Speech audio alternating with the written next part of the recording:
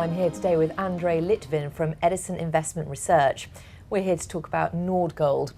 Tell me, what does Nordgold do?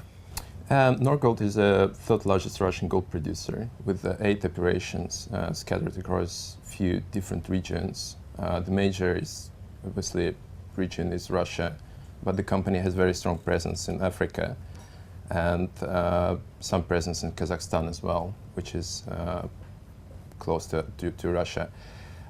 Basically, if we look at the historic performance in the first 6 months of this year, 2012, actually, the company, about 45% of revenues and the production came from Russia. So that was the biggest contributor, and the rest came from Africa and Kazakhstan. And I think if we look at the peers, it's probably the major difference. The company's strong asset diversification, because other companies are like Polish Gold, which is the biggest Russian producer. The majority of the assets are based in Russia, located in Russia. But Nordgold has strong, as I said, has strong presence in Africa, and Africa compares quite favorably to some other geographies, and to some extent compared to Russia, because the legislation is, the mining legislation there is investor friendly, and there is relatively transparent and easy access to resources, and there is a lot of yet quite underexplored deposits there in Africa as well. So it offers quite good growth opportunity, I think, going forward for the company. What's the company's strategy, and where do you expect it to be in the next few years? Yeah, I think the strategy is pretty straightforward and not uncommon, I would say, for the gold company. Basically, the major probably focus is growth. And if we look at the growth profile of the company, like Edison expects the company to grow from sales from 700,000 ounces this year to more than 1 million in a few years. So if you look at the compounded annual growth rate, the CAGR, it's about 22%, I think, from 12 to 15. And the major growth will be coming from the new operations. So the company has just launched, basically, last week a new mine. This is a major development. They spent $250 million on this. This is a greenfield project in Burkina Faso. And this year, the contribution, the production contribution is expected is seen at about 100,000 ounces. But at capacity, the project will be producing about 200,000 ounces, again, which is probably will be the biggest mine under the company's umbrella going forward. And so this is the first project, and the second project is in Russia. It is called Gross, and it has similar capacity, and is expected to be launched later this year. So it's 2 major projects overall contributing about 100,000 ounces to the company's production, which is pretty decent, I think, growth going forward.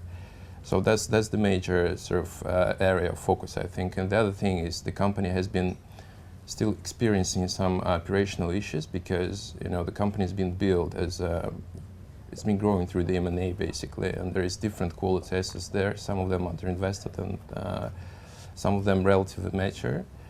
So the management is actively addressing these issues, investing heavily into trying to turn around the assets. And we believe probably this year, or I would say last year and this year, will be transformational for the company from that perspective as well.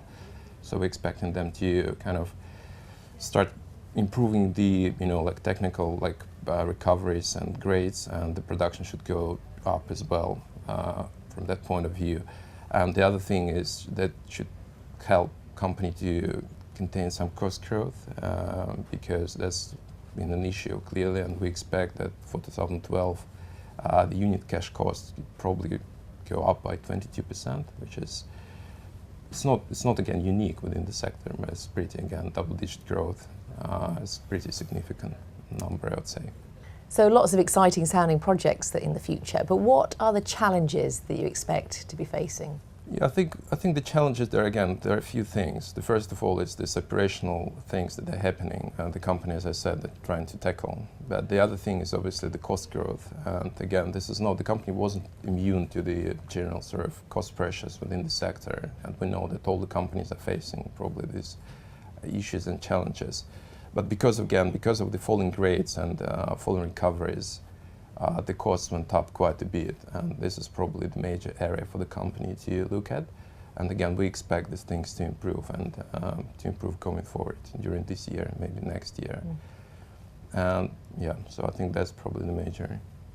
And overall, what would your valuation be? We are looking at from different angles. So if you look at the DCF, which is our major approach to valuing the companies, there is pretty decent upside. So our target price is 6.8, which is about 60 plus return, I think, for the stock from the current share price levels. And this is also taking into account the relatively high dividend yield of the stock, which is about 4.3%, I think, one of the highest actually for the peer group. If you look at the relative valuation based on the multiples, I think the stock is trading at 3.6 times the EBITDA for this year, 2013, based on our forecasts, and 4.1 based on consensus. And this is about 45% discount to the peer group.